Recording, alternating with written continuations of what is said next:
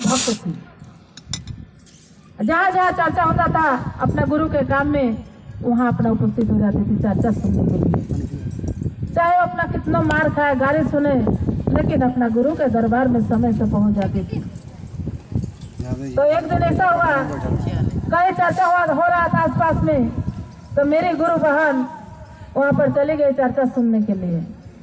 अब शाम को जब चर्चा से अपना घर वापस आई, अब उसका घर वाला को मालूम हुई आज भी चर्चा में गई थी, तो उनके घर वाला बहुत मार मारा, इतना मार मारा जो तेरे को महादेव क्या देते हैं, तो सिर्फ चर्चा में किस लिए जाती है, तेरे को क्या चीज का कमी है, सब कुछ तुमको खाना पीना ओढ़ने के लिए कपड़ा बस सब मैं देता हूँ, तो तेरे महादेव क्या देता है। तो अपना पत्नी से बोली तू आज के बाद जाना नहीं चर्चा में, लेकिन फिर भी अपना घर वाला का बात उसने नहीं माना। बोला फिर भी 2-4 दिन के बाद फिर गांव में चर्चा था, फिर बोला अपना घर वाला से पूछी कि कह जी हम जाए, थोड़ा शिव चर्चा हो रहा था गुरु बहन के घर, आप बोलिए ना थोड़ा मैं जाऊं। आप ही के लिए ना जाते हैं, भगवान महादेव एक लड़का दिया है उसके लिए जाते हैं, दया के लिए जाते हैं। बोला तुमको जाने का लोट नहीं है, तुमको जाना ही नहीं है महादेव का चर्चा में, तुम घर में बैठ के अपना जो मर्जी करो, अपना बच्चे को देखो, पति की सेवा करो, नहीं जाना चाहते।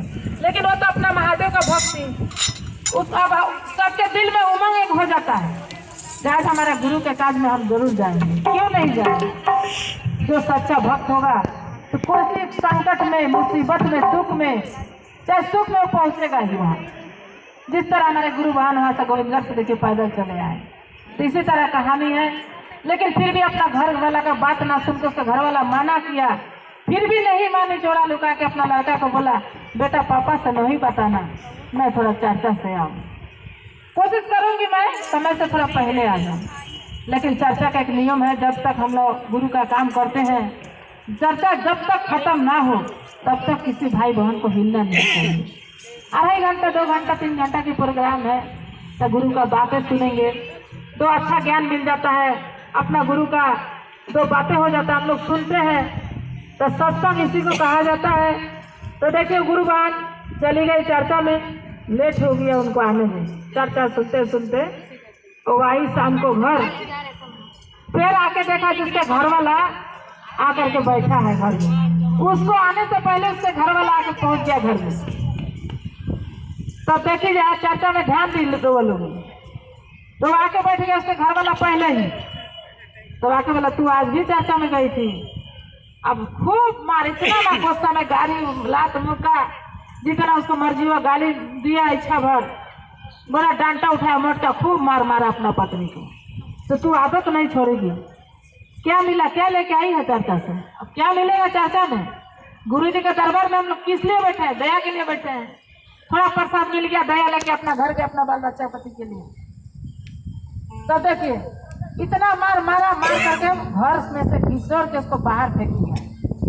तो जा आज के बाद तू अपना महादेव के शरण में चल जा, तुमको घर में जगह नहीं है, आना तोरा घरे में घुसे के बाद।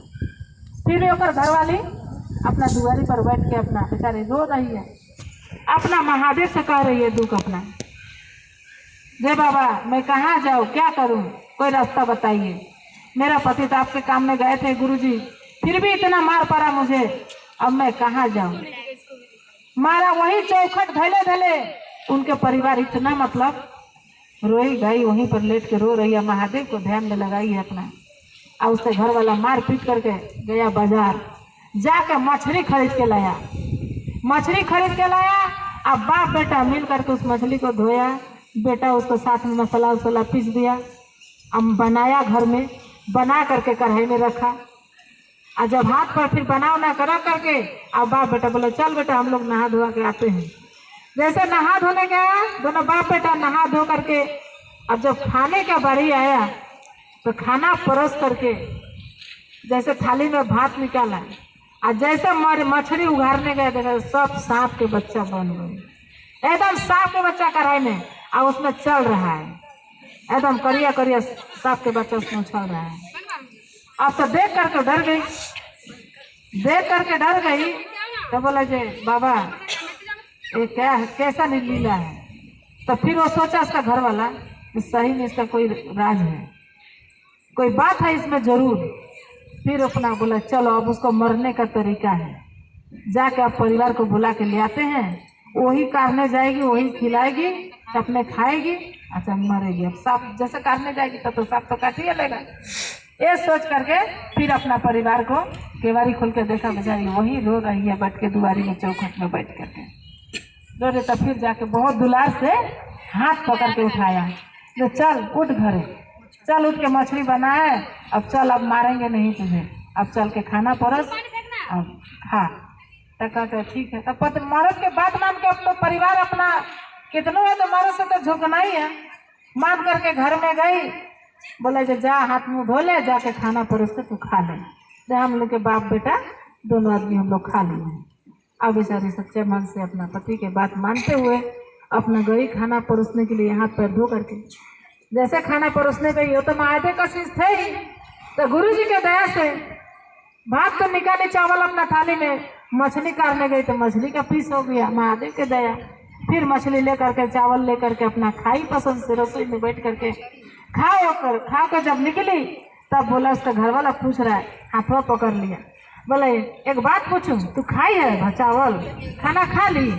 रसोई घर में झांकने नहीं गया उसका घर वाला, जो तो खाएगा तो सांप का बच्चा बना है, वो कैसे काटने जाएगी तो उसको तो काट लेगा। हाँ, उतना सांप का बच्चा बना है तो उसको तो काट ही लेगा नहीं है जब काटने जाएगी तो चला जाएगा। लेकिन महादेव के दया, गुरु बहना सुन रहा है कि ना सब कोई? हाँ। जब काटने गए तो बेचारी खा लिया पसंद से, काट के खा लिया अपना। तो उसका घर वाला हाथ पकड़ के पूछा खाई है? कहते हाँ जी। तो खा लिया भर पेट मछली का? तो सच्चे मेरे से झूठ तो नहीं बोल रही है? ना जी मैं मछली चावल खाई, झूठ थोड़ा ना बोल रही आपसे। कहते एक काम कर, मैं खाया ना थोड़ा सा लिया तो मेरे लिए कार करके फिर थाली धो के अपना घर वाला के लिए चावल मछली अपना सजा करके लेके गया। तो फिर बहुत प्यार से अपना पास में बजा कर, सचमुच के तुम महादेव का शीश है। जब हम काटने गए तो वही मछली सांप का बच्चा बन गया, और तू काटने गई तो मछली का पीस बन गया, तो मछली चावल खा के आ रही है। अब महादेव का दया सही में तो सच महादेव का भक्त है, और तेरे पर महादेव का छाया है। आज के बाद तू चर्चा में जाना, अब मेरा भी नाम दर्ज करा दे गुरु के शरण में, आज से मैं भी महादेव का शिष्य बनूंगा। तो गुरु जी का दया है, हर पल पल में महादेव सदैव साथ है। अगर महादेव साथ ना हो तो आप लोग काम नहीं कर सकते। तो चर्चा को वाणी को अपने गुरुवर के चरणों में रखते हुए प्रणाम करती हूँ, सब प्रणाम करती गुरुवर के चरणों में। मेरे नमन स्वीकार करे माता गुरु पार्वती के साथ साथ और फिर सुधरा बताने वाला सर के हरनंद भैया के चरणों में प्रणाम करती हूँ, साथ साथ स्वर्गीय छाया नीलम दीदी के चरणों में प्रणाम करती हूँ।